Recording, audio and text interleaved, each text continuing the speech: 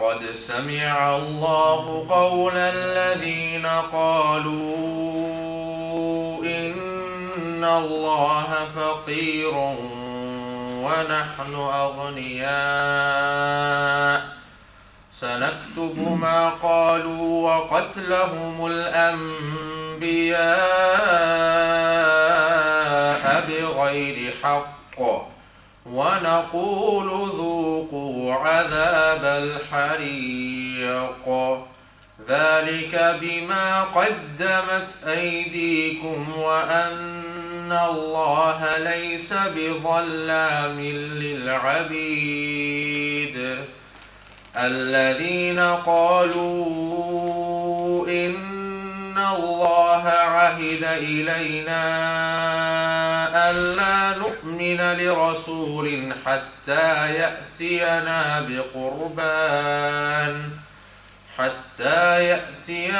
بقربان تأكله النار قل قد جاءكم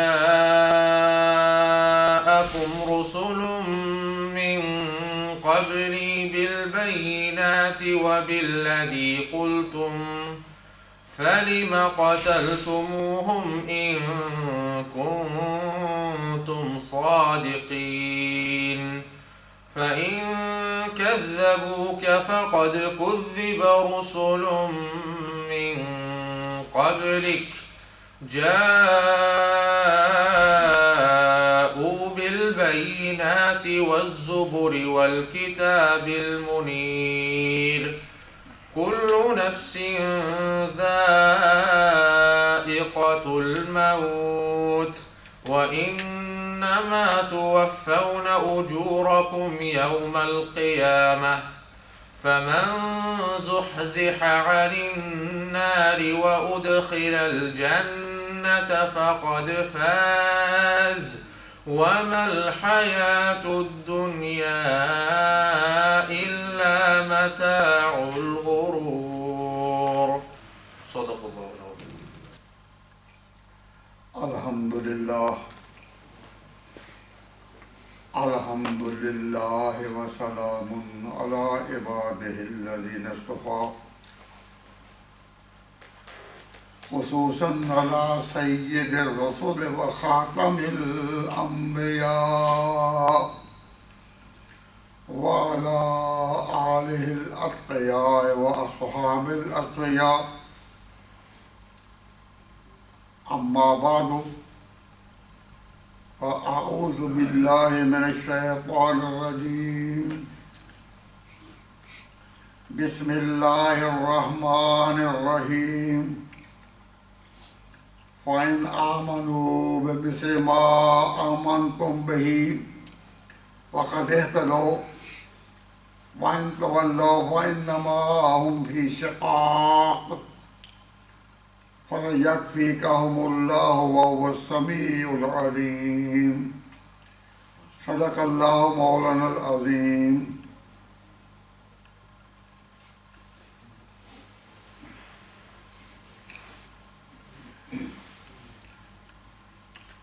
حضرات،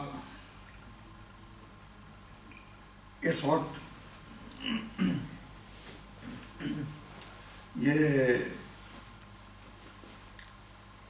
چند موقع پر کچھ مواقع پر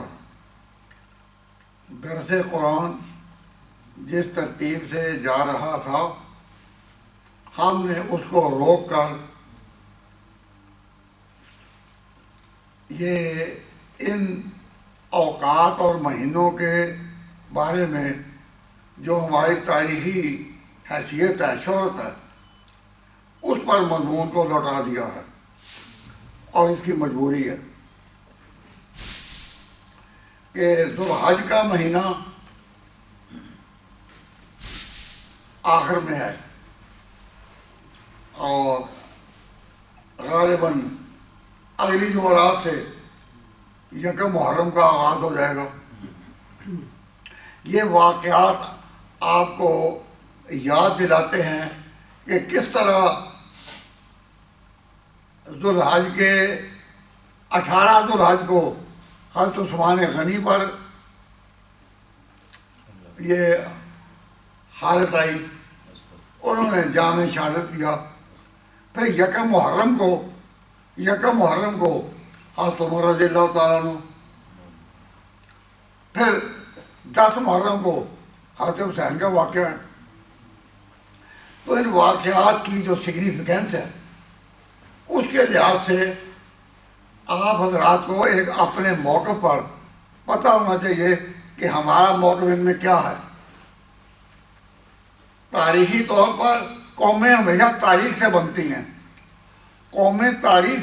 ہیں، تو تاریخی طور پر آپ اپنے بیک گراؤنڈ کو سمجھیں تو آپ کو پتہ چل جائے گا کہ where do we stand and what do we claim and try to understand the width of the institution.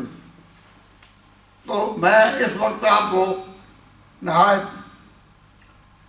دکھ دل سے یہ بات کہہ رہا ہوں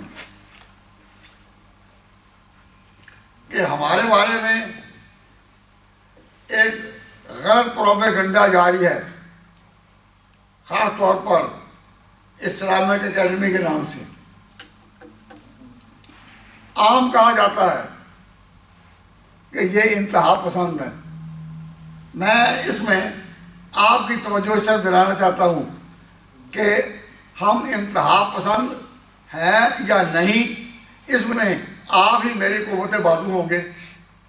ہم نے جب یہ بات یہاں اہل حق کی کاج شروع کی تھی، حضرت حکیم الاسلام قاری محمد طیب صاحب رحمۃ اللہ علیہ، جو حضرت مولانا محمد قاسم نانوتوی بانی دارالعلوم دیوبند کے پوتے تھے، یہاں اس ملک میں آئے تو ان کے کہنے پر ہم نے یہ آواز اٹھائی تھی.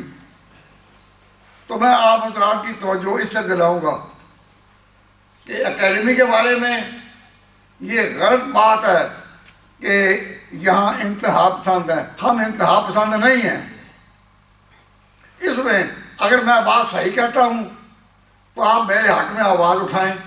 جہاں بھی بیٹھیں، آپ جہاں بھی اپنے دوستوں بیٹھیں، جہاں بھی آپ اپنے دفتروں میں جائیں، اپنے یہاں کام کریں، تو اگر تو ہم انتہا پسند ہیں بے شک آپ میری تائید نہ کریں، لیکن اگر ہمیں انتہا پسند نہیں تو آپ میں ہر ایک کی زبان سے یہ بات ہونی چاہیے کہ یہ بہت ظلم عظیم ہے کہ اکیڈمی کو اس نام سے بدنام کیا جائے کہ یہ انتہا پسند ہے.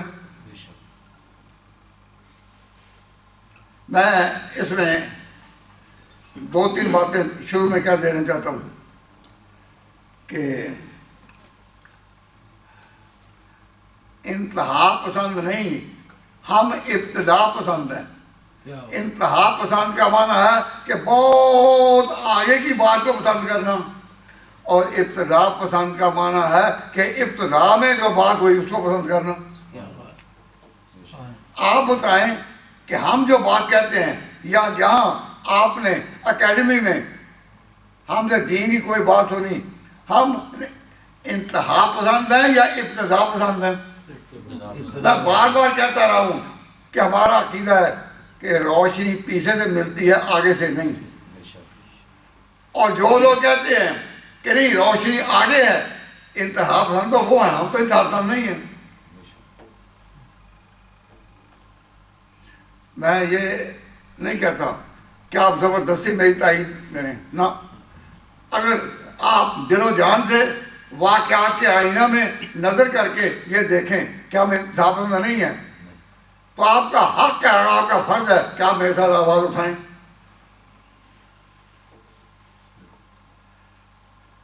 میں اس وقت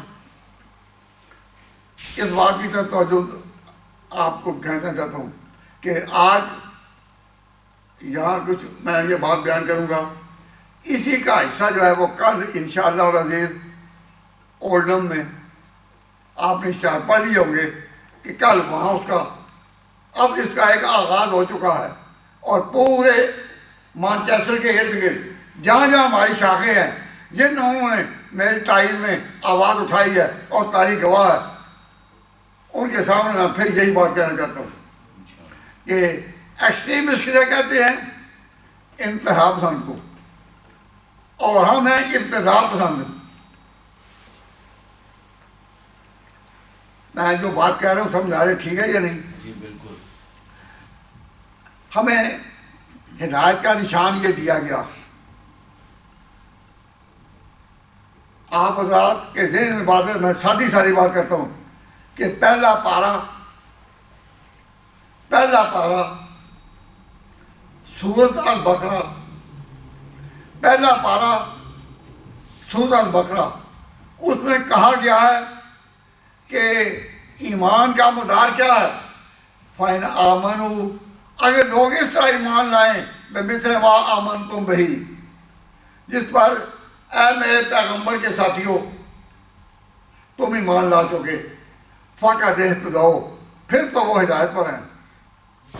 اگر پہلوں پر فَإِنْ آمَنُوا بِمِثْلِ مَا آمَنْتُمْ بِهِ، اگر ایمان اس پر لائیں جس پر یہ پہلے لوگ ایمان لا چکے، جو اس پیغمبر کے ساتھ اٹھے، جو ایمان لا چکے، فَقَدْ اهْتَدَوْا، وہ ہدایت پر ہیں. وَإِنْ تَوَلَّوْا، اور اگر وہ اس بات کو نہیں مانے، ابتدا کو نہ مانے، کہ نہیں آگے دیکھو، فَسَيَكْفِيكَهُمُ اللَّهُ وَهُوَ السَّمِيعُ الْعَلِيمُ، اللہ پھر ان کو دیکھ لے گا تمہارے مقابلے میں. وہ سمیع العلیم، وہ سننے والا ہے. قرآن پاک کی اس آیت میں یہ بتایا گیا کہ تم انتہا پسند نہ بنو. آگ فکرہ مکمل کریں، میں کیا کہہ رہا ہوں؟ انتہا پسند نہ بنو، ابتدا پسند بنو. اپنی اصل کو جانو، اپنی جڑوں کو جانو، اپنی بنا کو پہچانو.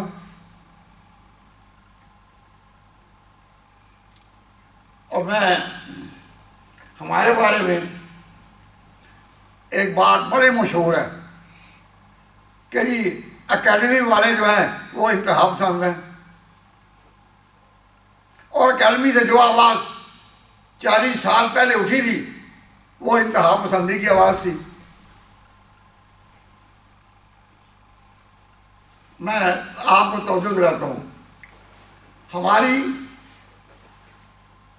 ختم نبوت کانفرنس اس سال اللہ تعالیٰ نے توفیق عطا فرمائی، تو کون سی ہوگی مولانا؟ 19ویں. ہاں جی 19ویں 19ویں جی. اس دفعہ انشاءاللہ 19ویں کانفرنس ہوگی. 19ویں کانفرنس ہوگی. میں ایک چیلنج دے کر کہتا ہوں کہ جن لوگوں نے کانفرنسوں میں میری تقریر سنی قادیانیوں کے بارے میں، وہ اپنی یاد رفتہ کو آواز دیں، سوچیں. اب تک میں نے اپنی تقریر میں ختم کانفرنس میں بھی کوئی سختی کا لفظ نہیں استعمال کیا جس کو کہا جائے ایکسٹریمسٹ، بلکہ بات سمجھانے کی کوشش کی ہے. بات سمجھانے کی کوشش کی ہے، قادیانیوں کو بھی بات سمجھانے کی کوشش کی ہے. اور میری اس تقریر میں آپ پڑھ کر دیکھیں گے جو چھپی بھی ہوئی ہیں، ان میں بھی ریکارڈ ہے کہ اس میں میں اعتدال کے ساتھ اپنی بات کہتا ہوں، دوسرے پر حملہ نہیں کرتا، اپنی بات کرتا ہوں. تو جو شخص اپنی بات کرے، دوسرے پر حملہ نہ کرے، ان لوگوں کو جو کہا جائے کہ یہ انتہا پسند ہے، تو اور لوگ تقریر کرتے رہے اپنی جگہ، سختی میں کریں جو بھی کریں، لیکن میں نے جب بھی بات، میری تقریر میں ایک بات بھی ایسی نہیں کہ جس میں میں نے ان پر کوئی حملہ کیا ہو. نہیں تو میں چیلنج دے رہا ہوں، میں کسی تقریر میں کوئی آپ ایسی بات کریں کہ جو انگلی رکھ کر کہیں کہ میں نے اس میں اعتدال کی بات نہیں کی.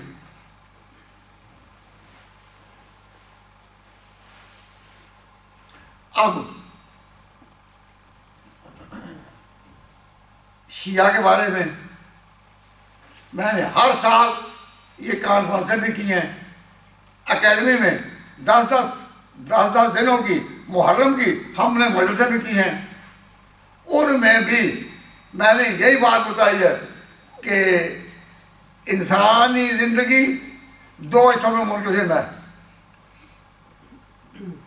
2 حصوں میں، public life and private life. There are 2 parts of human life. Public life and private life. Public life کو کون جانتے ہیں؟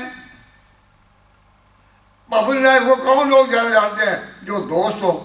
اور پرائیویٹ لائف کو کون جانتے ہیں؟ وہ گھر والے.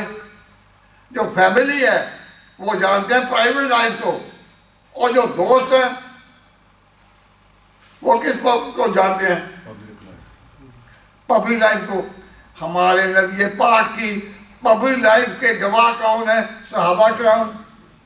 اور پرائیویٹ لائف کے کون ہیں؟ اہل بیت. ہم دونوں کو مانتے ہیں، صحابہ کو بھی اہل بیت کو بھی. تو بتاؤ یہ معتدل آواز ہے یا ایکسٹریمسٹ ہے؟ اب جو کہ نہیں ہم ایک کو مانتے ہیں، ان کو تو کہا جا سکتا ہے کہ یہ انتہا پسند ہے یا غلط ہے یا تیز ہے. اب جو کہیں بھائی دونوں کو مانو.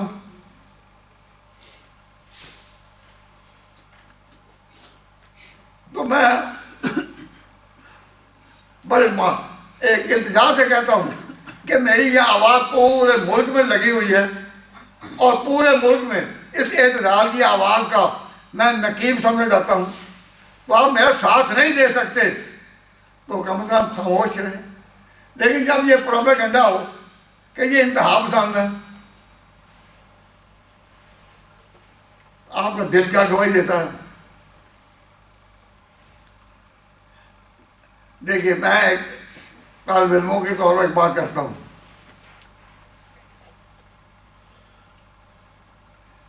کہ اسلام کیا ہے؟ اسلام کیا ہے؟ اس کے لیے میں نے ایک آواز اٹھائی تھی آج سے 30-40 سال پہلے کی بات ہوگی. اس کا نام تھا اسلام ایٹ اے گلانس. اسلام ایٹ اے گلانس. آپ کے سامنے اسلام ایٹ اے گلانس کا یہ چارٹ سال کا لگا ہوا یہ موجود ہے. اس میں پورے اسلام کا تعارف کہ ہمارا عقیدہ کیا ہے، ہماری پریکٹس کیا ہے، ہمارے لوازمات کیا ہیں، ہمارے پیغمبر کی زندگی کیا ہے. بہن بھیجیے ایک بات بتائیں جو کسی پر اٹیک ہو. نہ میں نے اس میں اٹیک کیا ہے کسی یہودی پر، نہ کسی عیسائی پر. اپنی بات جو ہے وہ مثبت طور پر کہی ہے، اور سال سے. اب جو ہمارے بارے میں پروپیگنڈا کرتے ہیں کہ یہ اکیڈمی میں ایکسٹریمسٹ ہیں، غلط ہے یا نہیں؟ تو جب کوئی بات کہے غلط تو اس کے مقابلے میں یہ نہیں کہ آپ اسے لڑیں، آپ ٹکر ماریں. آپ اسے یہ تو کہہ سکتے ہیں کہ وہ کوئی ثبوت دو، کوئی ثبوت دو. ہم نے عام نوجوانوں کو اسلام کی اور راغب کرنے کے لیے ایک نقشہ بتایا کہ اسلام at a glance, easy to understand. اور اس میں ہمارا عقیدہ کیا ہے؟ Code of faith. ہمارا عمل کیا ہے؟ Code of practice. ہمارے اخلاق کیا ہیں؟ Code of dealings. ہمارے علم کے خزانے کیا ہیں؟ کوڈ آف نالج ہمارا کیا ہے؟ ہمارے پیغمبر کی زندگی کیا ہے؟ مکہ کی زندگی، مدینہ کی زندگی. اسی طرح اس میں یہ دیا گیا. ہم نے مدینہ کی زندگی میں حضور کو بیان کیا، مکہ کی زندگی میں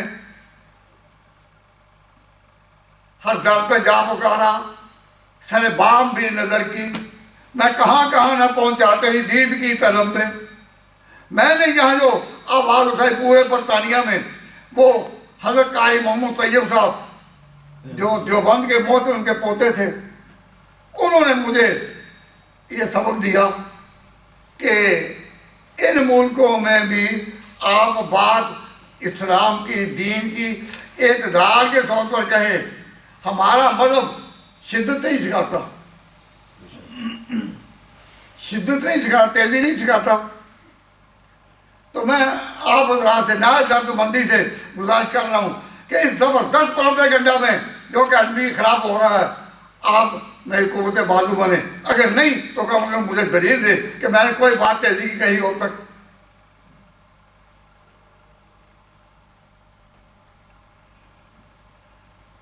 اب میں آپ حضرات سے یہ بات کہتا ہوں کہ جو لوگ منکرین حدیث ہیں ان کے بارے میں بھی میں نے یہی بات کہی کہ وہ جو کہتے ہیں وہ غلط کہتے ہیں، لیکن کوئی ناشائستہ بات میری زبان سے ان کے خلاف ہی نہیں نکلی۔ جو لوگ مسلکی طور پر ہمارے سامنے مختلف ہیں، ہم نے ان کے ساتھ ملاقاتیں بھی رکھی، اور دیکھیے میرا طریق، میری سوچ اور مولانا حبیب الرحمان صاحب کی اس میں اختلاف ہے، لیکن ہم ختم کانفرنسوں میں ان کو ہی بلاتے رہے۔ کیوں؟ اس لیے کہ بتانا چاہتے ہیں کہ اس وقت ہماری آواز کیا ہے اور ہم کیا کہنا چاہتے ہیں۔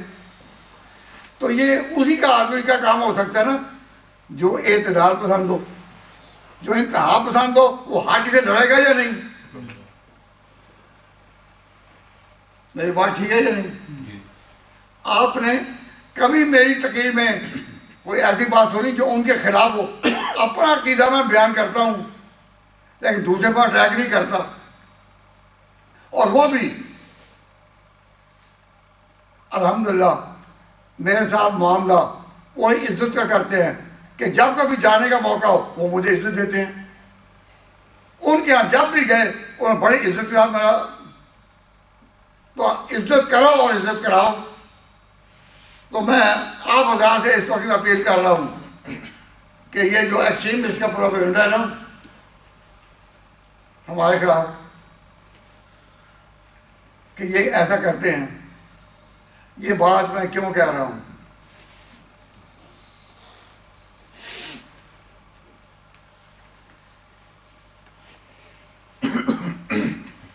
آپ نے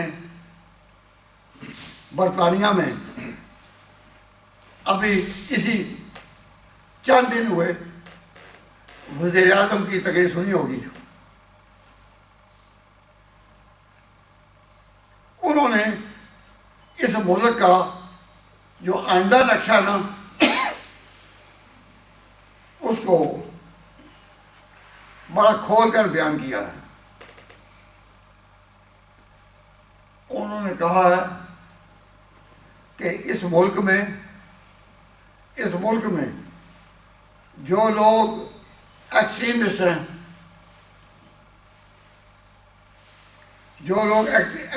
ہیں، ان کو ہم اس طریقے پر آئندہ نہیں چلنے دیں گے۔ اپنی ایک فیوچر کی پالیسی کا انہوں نے اظہار کیا ہے کہ جو ایکسٹریمسٹ ہیں، یعنی ان کے خیال میں ایکسٹریمسٹ کون ہے؟ جو اپنے عقیدے کو بیان کرتے ہیں، جو عقیدہ ان کا کھلم کھلا کتابوں میں ہے وہی ہے، اور پروپیگنڈا کیا جاتا ہے بھئی اپنے عقیدے کو بیان نہ کرو، نہ بی ماڈریٹ۔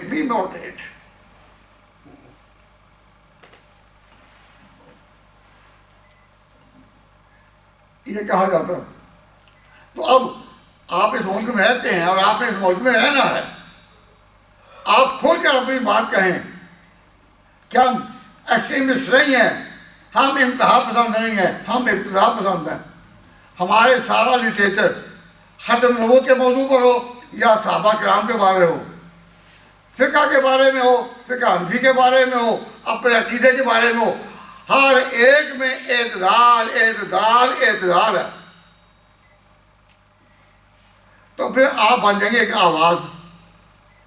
اور اگر میں ہی جہاں جاؤں میں ہی سارے علاقوں میں اپنی بات کہوں تو مجھے قوت بازو کہاں سے ملیں گے؟ آپ ہی تو میری قوت بازو ہیں۔ آپ اللہ کے گھر میں بیٹھے ہیں، آپ نے میری روش میں کوئی سختی، کسی پر کوئی ناجائز حملہ دیکھا؟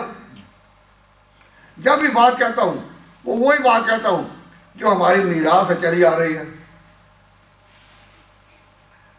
اور یہ کہ جو مذہبی ادارے ہیں، جو مسجدیں ہیں، ان کو اپنا عقیدہ بیان جو کرنا ہے اس پر بھی قدغن لگائی جائے، اور کچھ عرصے کے بعد، کچھ وقت کے بعد آپ دیکھیں گے کیا ہوا۔ لیکن ہم پھر خدا کو آواز دیتے ہیں، وہ بھی سننے والا ہے۔ اس کی ایک مثال دیتا ہوں۔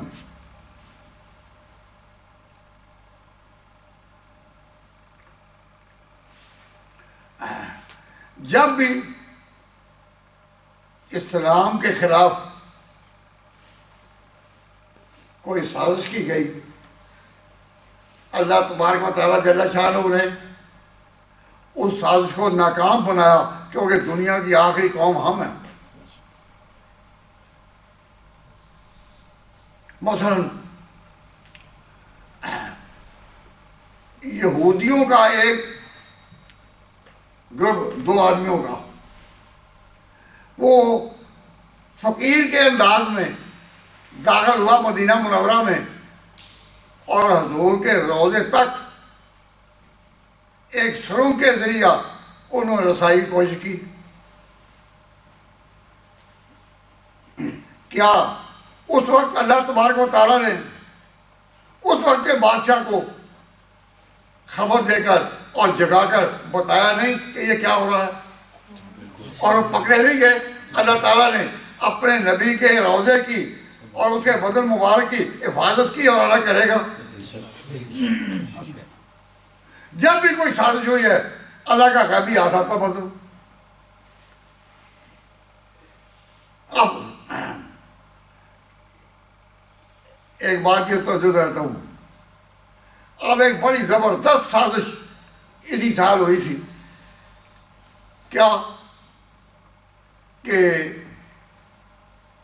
خانہ کعبہ کا طواف کرتے، خانہ کعبہ کا طواف کرتے،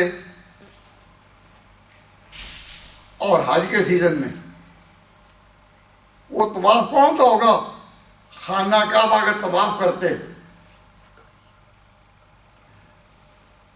یکدم مختلف ملکوں کے جھنڈے جو ہیں وہ وہاں لہرا دیے جائے اسی طواف میں۔ وہ طواف کون سا ہوگا؟ کوئی ایک طواف ہو سیزن حج میں، اور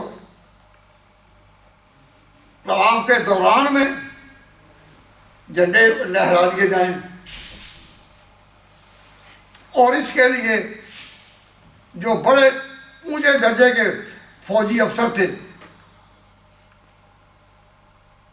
بیرونی طاقتوں میں، ان سب کو اس میں بھیجا جائے۔ اس کے بعد جب یہ آواز اٹھائی جائے کہ خانہ کعبہ، حرمین، یہ مقدس مقامات، یہ جو مقدس مقامات ہیں، ان کو سعودی عرب کی حکومت سے نکال کر ایک بین الاقوامی کنٹرول میں دیا جائے۔ یہ جھنڈے اٹھا رہے ہیں،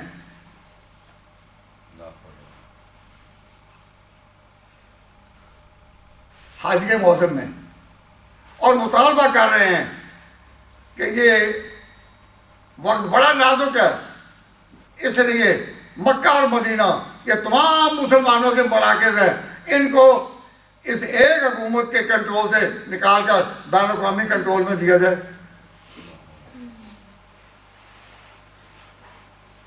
اس کے بعد یکدم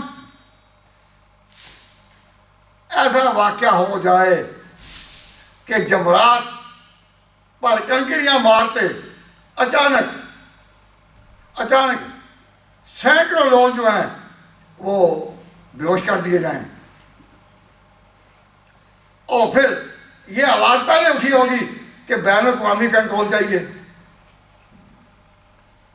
اور پیچھے یہ واقعہ ہو جائے، تو پھر تو کہا جائے گا کہ اس واقعہ نے بتا دیا کہ سعودی حکومت اس لائق نہیں کہ حاجیوں کو سنبھال سکے، اس لائق نہیں کہ ملکوں کو سنبھال سکے،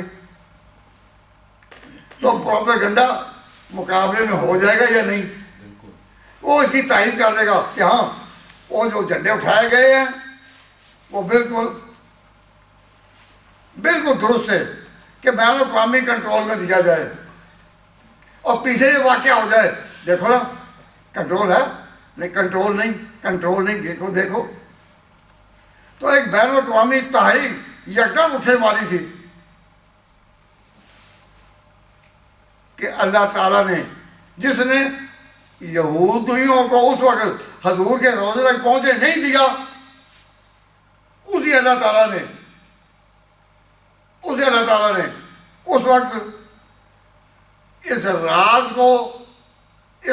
کو کسی بندہ خدا یا وقت کے بادشاہ کے کان میں کہ زبردست تحریک ہوگی کہ یہاں جھنڈے اٹھانے والے آئیں گے، ان کو بتایا گیا۔ انہوں نے کیا کیا؟ ان تمام آدمیوں کو جو اس وقت آئے تھے اس ادا میں، جو فوجی افسر بھی تھے، ان میں بیروت کا سفیر بھی تھا اور بھی ایسے آدمی، انہوں نے یکدم ان کو اپنے قابو میں لے لیا۔ اور جس طرح اس حکومت کی پالیسی ہے کہ وہ انتقام نہیں لیتے، غائب ہی کر دیتے ہیں،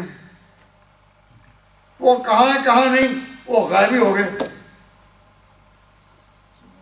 اور جب غائب ہو پہلے ہی تو جو ڈرامہ کا پہلے کرنا جو پہلے تھا، جب وہی نہ ہو سکا، اب جو جمرات میں جو حادثہ ہوا ہے اس کے بارے میں کہ یہ ان سے کنٹرول نہیں ہو سکتا، کوئی آواز تیزی کی اٹھی ہے؟ نہیں اٹھی، اللہ نے ناکام کر دیا۔ یہ بات جو میں آپ کو کہہ رہا ہوں، کراچی میں ایک پرچہ ماہنامہ نکلتا ہے جس کا نام ہے امت، اس میں یہ خبر آئی ہے۔ امت اس مہینے کا جو پرچہ ہے اس کے صفحہ 3 پر یہ رپورٹ آئی ہے بین الاقوامی سطح کی۔ تو اللہ تبارک و تعالیٰ جل شانہ حی و قیوم ہے، جب بھی مسلمانوں کے خلاف، مکہ اور مدینہ کے خلاف، ان کی عزت کے خلاف کوئی بھی تحریک ایسی ہوئی، اللہ تعالیٰ پہنچا کہ نہیں؟ اللہ تعالیٰ پہنچا ہے، اور اس طرح پہنچا ہے کہ معلوم ہوتا ہے کہ جب بھی ایسی سازش ہوگی فَسَيَكْفِيكَهُمُ اللَّهُ، اللہ تعالیٰ دین کی طرف سے خود ان کو نبٹ لے گا، سمجھ لے گا۔ میں اس وقت یہ ساری کہانی بیان نہیں کرتا، کچھ موقع ہوا تو اپنے روزریل کے بیان میں انشاءاللہ العزیز میں کچھ کہہ سکوں گا۔ حضرات، بات یہ ہے، میں نے جو باتیں آپ سے کی ہیں وہ یہ کہ اس ملک میں رہتے ہوئے اپنی روش کو اعتدال پر رکھنا ہے۔ اب چونکہ اگلا میں درس ہی کہتا ہوں نا، کیونکہ درس کی جگہ ہونا ہے حضرت عمر کا نام،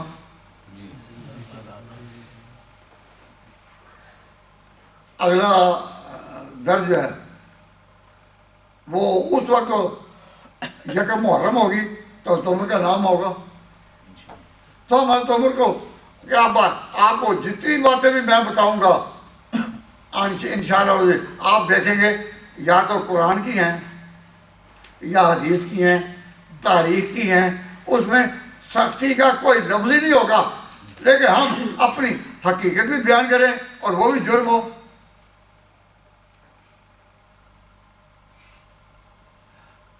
ہم آہ بھی بھرتے ہیں تو ہو جاتے ہیں رسوا۔ میں ان کے ناموں پر اور دیوبند کے نام پر ذرا سی آہ بھی بھروں، ہم آہ بھی بھرتے ہیں تو ہو جاتے ہیں رسوا۔ وہ قتل بھی کرتے ہیں تو چرچا نہیں ہوتا، وہ قتل بھی کرتے ہیں تو چرچا نہیں ہوتا۔ اور جہاں بھی سارے ملک میں جہاں بھی ہوگا تو میری عزت سے کھیلتے ہیں، وہ ڈرامہ ہے۔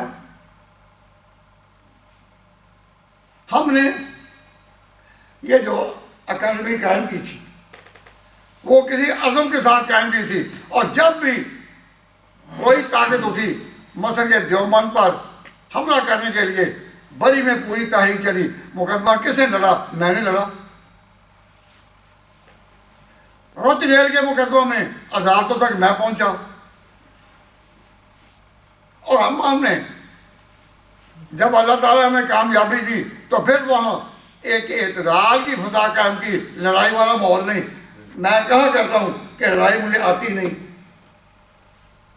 اور اس لیے نہیں کہ اس ملک میں داخل ہونے سے پہلے مجھے یہ نصیحت کی گئی تھی کہ آپ ایک آزاد ملک میں جا رہے ہیں تو لڑائی نہیں کرنی، اپنی بات کہو لیکن پازیٹیو، نیگیٹو نہیں۔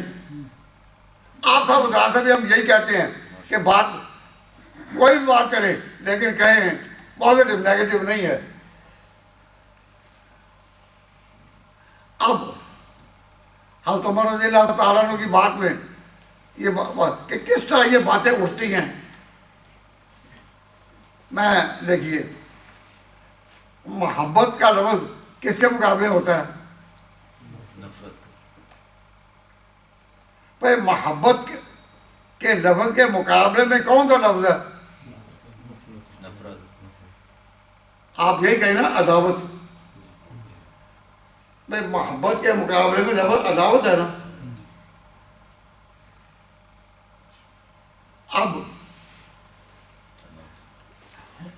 جہاں تک شیعہ کے اپنی مدرسے ہیں، ایک ہی نظام ہے، وہ آ رہے ہیں جنہوں نے جی آنا تھا، آ رہے ہیں۔ ایک ہی نظام ہے جس کے تحت 3 امام باڑے وہ قائم ہیں، پیچھے سے ایک ہی نظام ہے۔ لندن میں، برمنگھم میں اور مانچسٹر میں ایک ہی نظام ہے جس کے نظم تحت یہ تینوں ادارے کام کر رہے ہیں۔ اب وہ جو تینوں ادارے اپنے یہ کام کر رہے ہیں، انہی کے خاندان کے ایک کوئی ساتھی ممکن ہے اچانک یہاں پہنچ جائیں آج ہی۔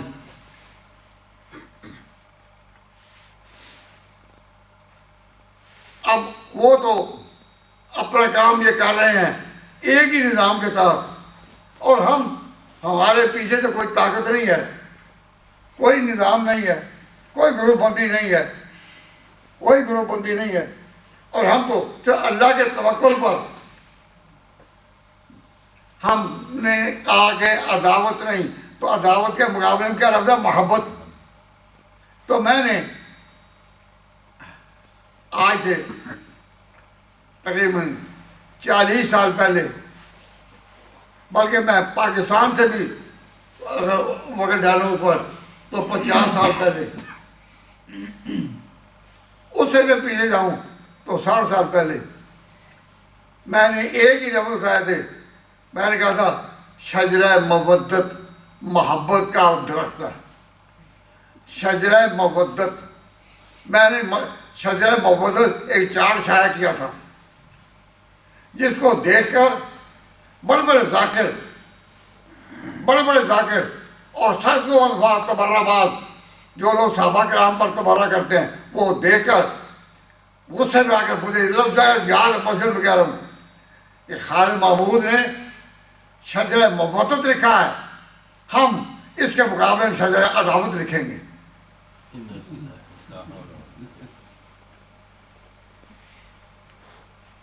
کہنے والا کہہ گیا پر مر بھی گیا، لیکن کوئی شجرہ عداوت نہیں لکھا جا سکا، نہ لکھنے کی ضرورت ہوئی کسی کو۔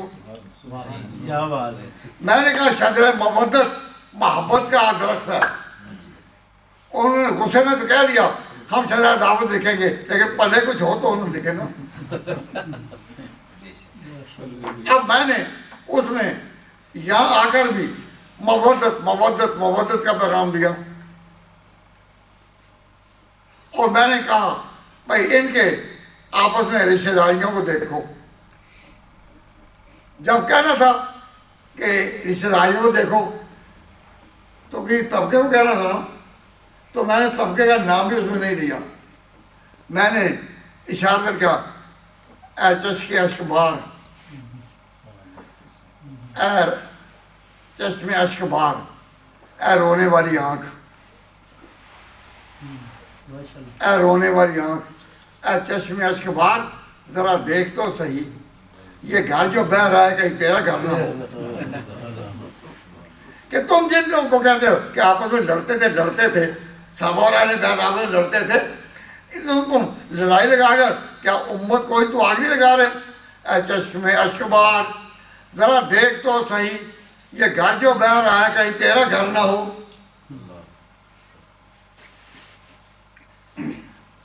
ہم نے اس میں اب کیونکہ پچھلے درس کے موقع پر حضرت عثمان کا دن تھا, اب میں ایک بات حضرت عثمان کے بارے میں بتاتا ہوں کہ پتہ نہیں کہ وقت زیادہ نہ تھے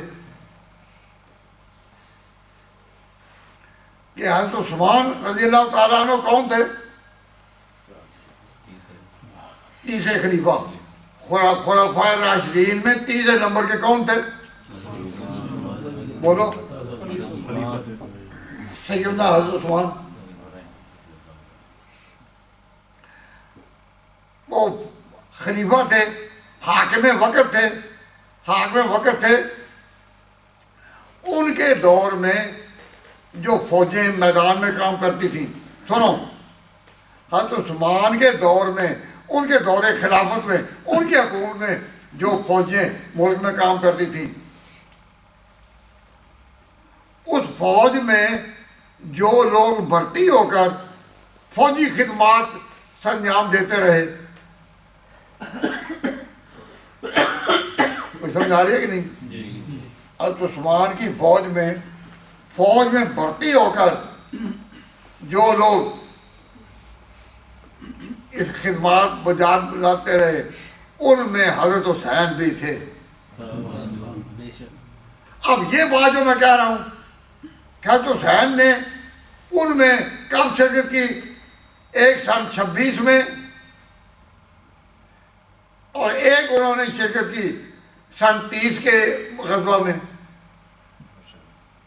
سن 26 میں حضرت حسین حضرت عثمان کی فوج میں بھرتی ہو کر جہاد میں شرکت کی انہوں نے.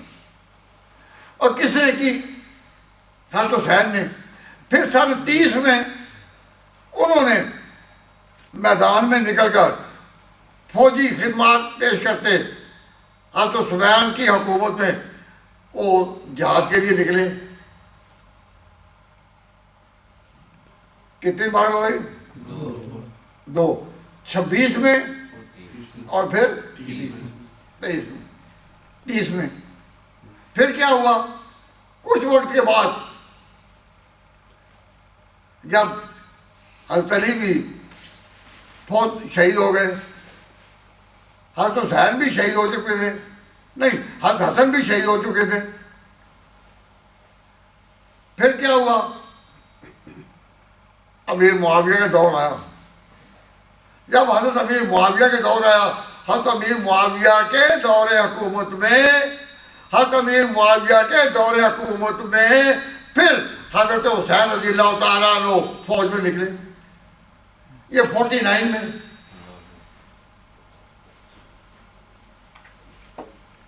تو میں اس طرح آپ کو توجہ دلاتا ہوں کہ یہ تاریخی واقعات ہیں کہ حضرت حسین رضی اللہ تعالیٰ عنہ کے 3 سفر راہ جہاد میں, 2 حضرت عثمان کے دور میں اور ایک حضرت معاویہ کے دور میں. یہ تاریخی واقعہ ہیں یا نہیں؟ آپ اگر تاریخ پڑھتے نہیں لیکن سنتے ہیں نا, یہاں کوئی سن سکتے ہیں کہ نہیں؟ اب میں نے جو بات کہی ہے کوئی علمی لحاظ سے کوئی پیچیدہ ہے؟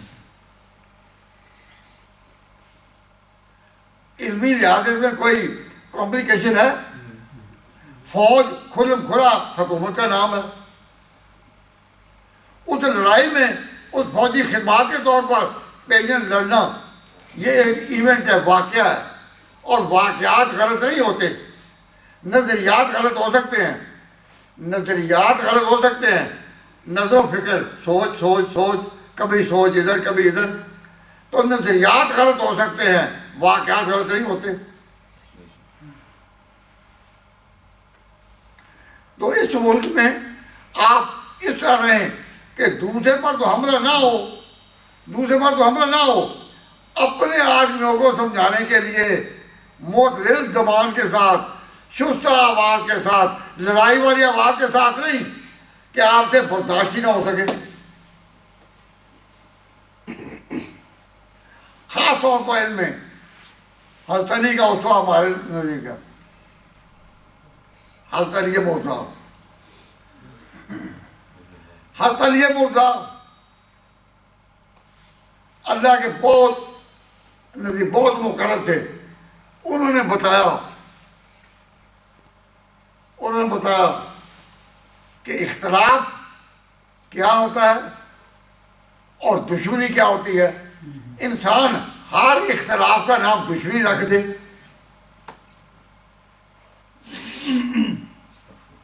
تو حضرت علی مرزا نے کہا، اب آپ کہیں گے یہ کشف و کرامات پر آ گیا ہے، ہم اہل سنت والجماعت ہیں اور ہمارا کشف و کرامات پر بھی عقیدہ ہے، کتاب و سنت سے اس کی تائید حاصل ہے۔ تو حضرت علی مرزا کو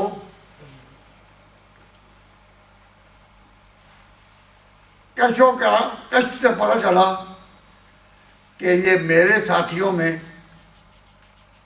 یہ ان کے ساتھی بیٹھے ہوئے تھے، حضرت علی کے ساتھی، جو خاص طور پر حضرت امیر معاویہ کے دور میں مقابل میں حضرت علی کے ساتھ تھے، بیٹھے ہوئے تھے۔ ان میں سے ایک جگہ عبد الرحمن بن ملجم، آپ پر ایک کشف کی حالت ہوئی تو آپ نے کہا کہ وقت آئے گا کہ یہ جو ہے نا، یہ اس داڑھی کو اس خون سے سرخ کرے گا۔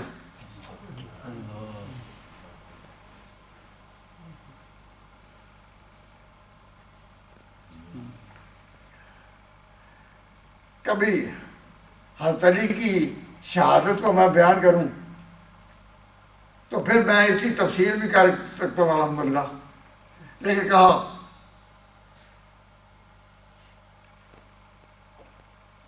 یہ ایک وقت آیا تو اس داڑھی کو میرے خون سے یہ رنگین کرے گا۔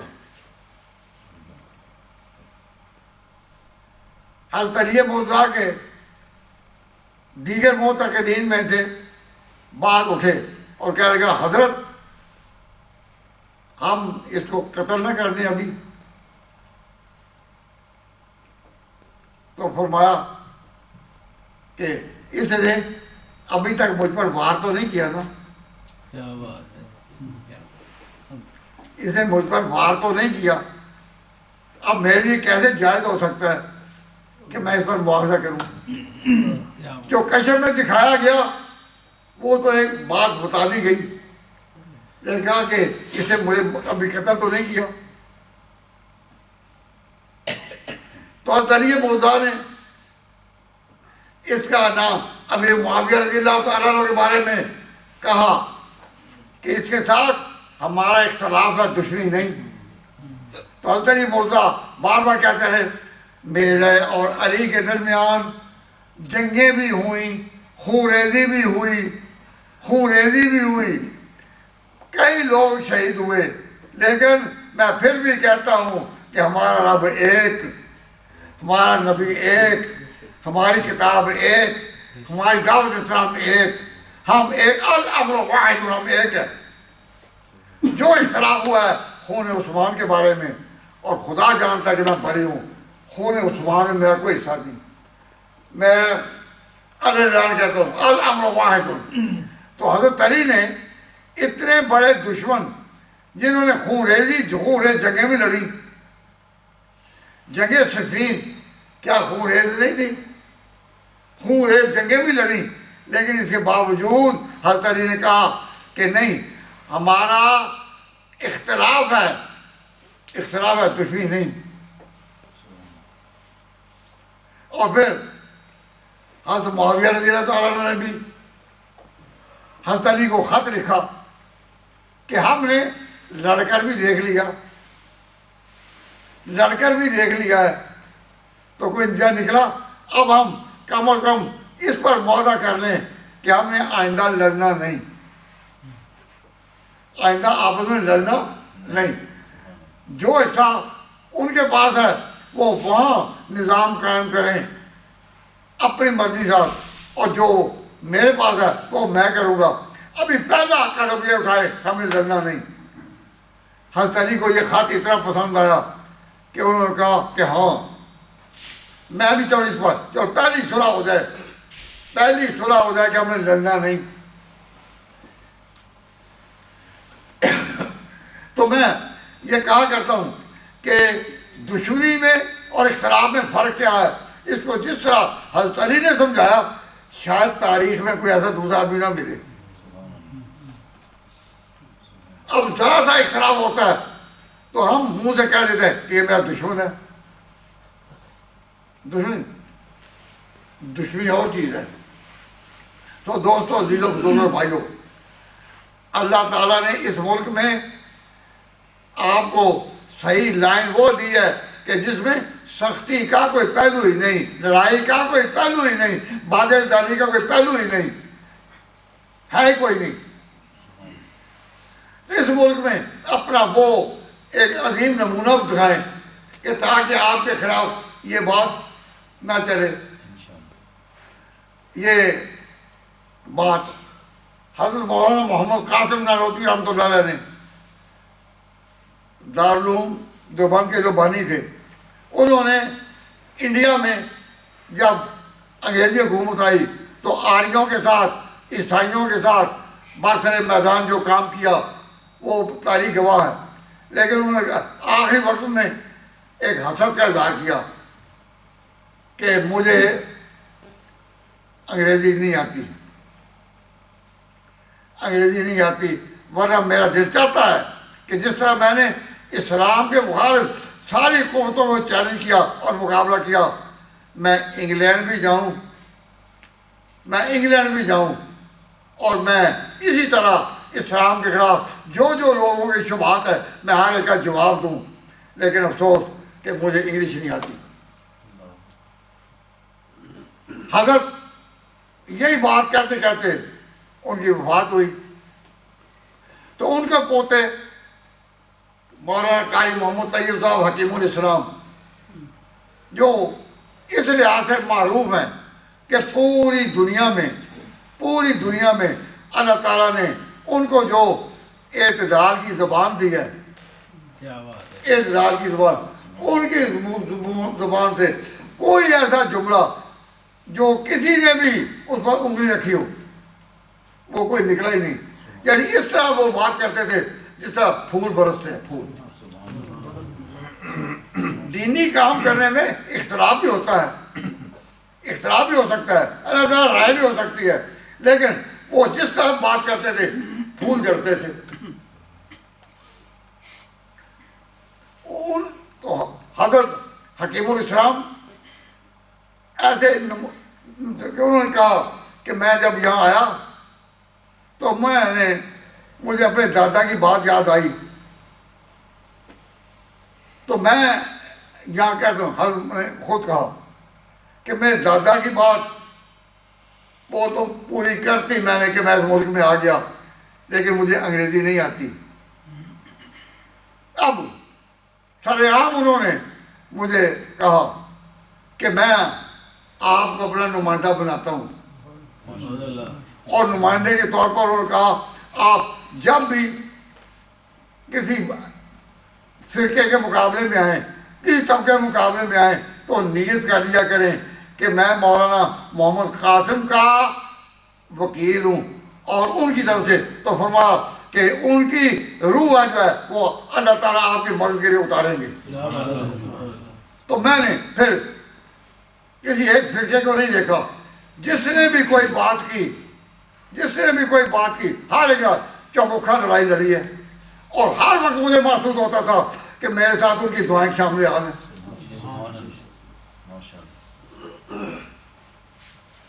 تو حضرات بات یہ کہ اس وقت اگر ہمارے بارے میں یہ بات ہو کہ ہم اس ملک میں جو بیٹھے ہیں ہم ایکسٹریمسٹ ہیں، نہیں، ہم حضرت حکیم الاسلام حضرت مولانا محمد قاسم نانوتوی کی میراث ہیں، ان کی میراث ہیں. ہم ان کے سپاہی ہیں، ان کے ادنا خادم ہیں. ہم انہی کی روش پر یہ چاہتے ہیں کہ ہم لڑائی کے بغیر اعتدال کے ساتھ اپنی بات کہیں. پھر دیکھو جب انہوں نے مجھے یہ کہا تو پھر اس کے بعد میرا پہلا عیسائیوں کے ساتھ مناظرہ آئرلینڈ میں ہوا. تو آئرلینڈ میں جب میں گیا تو اس وقت میرا زیادہ مطالعہ جو تھا نا وہ قادیانیوں کی کتابوں کا تھا. تو عیسائیوں کے متعلق کھل کر بات کرنے کا موقع یہ پہلا ہے. لیکن میں نے آئرلینڈ میں اس طرح اللہ کی نصرت کو موجود کر کے دیکھا ادھر جس طرح آپ بارش کو دیکھتے نا قطرے اترے. جس بھی کسی مقابل کے سامنے آیا اس کا منہ بند کرنے کی اللہ تعالیٰ نے ہمت دی. تو وہ ایک روحانی بات ہے کہ جو حضرت کے منہ سے نکلی تھی حضرت مولانا محمد قاسم کی زبان سے. اور آپ کیونکہ اس ملک میں رہتے ہیں، پورے ملک میں یہی ایک بات چلنی ہے اور چلے گی انشاءاللہ العزیز. اور جس طرح اب اس سال سعودی عرب میں یہ جھنڈے اٹھانے طواف کے دوران میں یہ سازش کامیاب نہیں ہو سکی. اب مطالبہ کیا جا رہا ہے ہمارے وہ فوجی لوگ کہاں گم ہیں. تو سعودی حکومت کا ایک ہی ہے کہ ہمیں تو ان کا پتہ ہی نہیں، تم نام بتاؤ وہ کون آئے تھے، کس ارادے سے آئے تھے. میں یہاں پہ اس وقت وہ بات نہیں کہتا، لیکن کل میرے ہاتھ میں اس کا جو نا ہارڈ پرنٹ ہوگا انشاءاللہ. کیونکہ جہاں سے لینا تھا وہ میں نے بات کہی ہے. تو میں ان کلمات پر یہ بات آپ سے عرض کر دوں. اب آپ حضرات جو ہے سارے یہ بتائیں کہ میں نے آپ کے ساتھ بات کیا ہے، کوئی مشکل لفظ بولا؟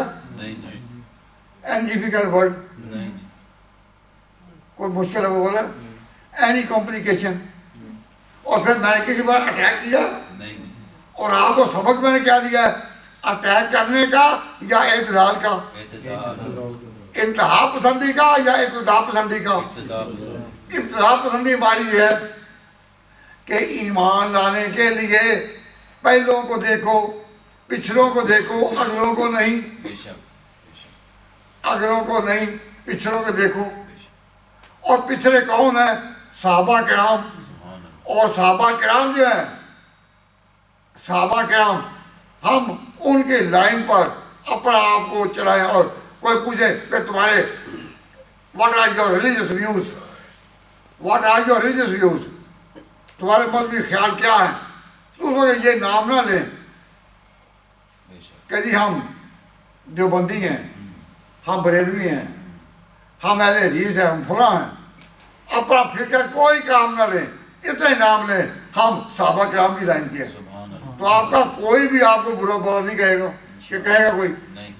لیکن پازیٹیو جواب تو یہ دینا ہم صحابہ کی لائن کے ہیں. تو اللہ تعالیٰ نے فرمایا کہ جو صحابہ کی لائن کے ہیں وہ ابتدا کو پسند کرتے ہیں، انتہا کو نہیں. تو ایک ہے انتہا پسندی. آپ ابتدا پسند ہیں یا انتہا پسند؟ آپ ابتدا پسند ہیں. اماتنا اللہ علی حاضر عقیدت اثر وفرا. اللہ تعالیٰ اسی پر قائم رکھے. ہم اگر آپ جتنے بیٹھے ہوئے ہیں، اور الحمدللہ میں یہ سمجھتا ہوں، میں آپ کو کوئی خوش آمد نہیں کر رہا، لیکن میرا آپ کے جب چہروں پر جب نظر پڑتی ہے تو آپ کی پیشانیوں سے مجھے یہ چمک رہا ہے کہ آپ کے اندر ایک دل ہے، ماشاء اللہ، آپ دماغ ہے، سمجھ رہے ہیں، کم از کم الحمدللہ، سمجھ رہے ہیں۔ اس کا اظہار نہ کر سکیں تو تجربہ نہیں، لیکن جو کچھ میں بات کہہ رہا ہوں میری آپ بات کے ساتھ ہی آپ کا اندر کیا گواہی دے رہا ہے، آپ اس کو انڈرسٹینڈ کر رہے ہیں یا نہیں، یا میری کو بات مشکل محسوس ہو رہی ہے؟ ماشاء اللہ، سو حضرات، جب آپ صحابہ کرام کا نام لیں گے، صحابہ کرام کا نام لیں گے تو پھر آپ کو یہ بات مانی پڑے گی، آپ کو یہ بات مانی پڑے گی کہ صحابہ کرام کون ہیں۔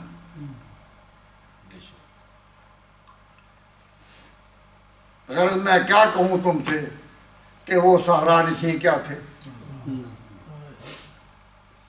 غرض میں کیا کہوں تم سے کہ وہ صحرا نشین کیا تھے۔ صحرا نشین یہ انگریزی میں انہیں کہتے ہیں سیرسنز۔ ہٹی نے کتاب لکھی ہے سیرسنز، کہ سیرسنز جو لفظ یہ تو انگریزی میں اوریجن لکھی کوئی نہ تھی، یہ سیرسن صحرا نشینوں کی ہی انگریزی ہے۔ اردو میں کہتے ہیں صحرا نشین، یا فارسی میں کہتے ہیں صحرا نشین،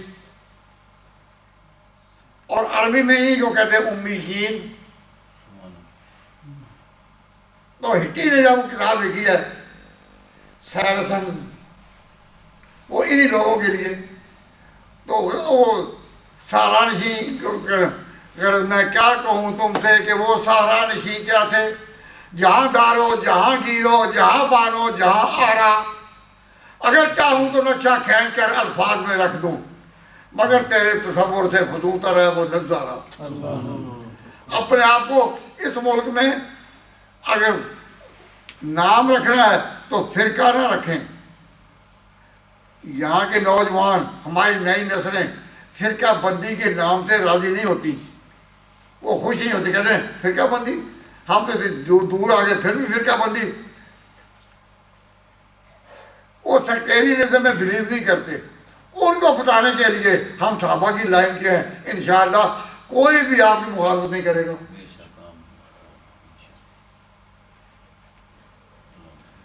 تو یہ جو بات ہے میں نے اپیل کی کہ کوئی بھی ہم اعتدال مند ہیں، تو شجرہ عداوت کے مقابلے میں ہمارا شجرہ کیا ہے؟ شجرہ مودت، محبت، محبت، محبت۔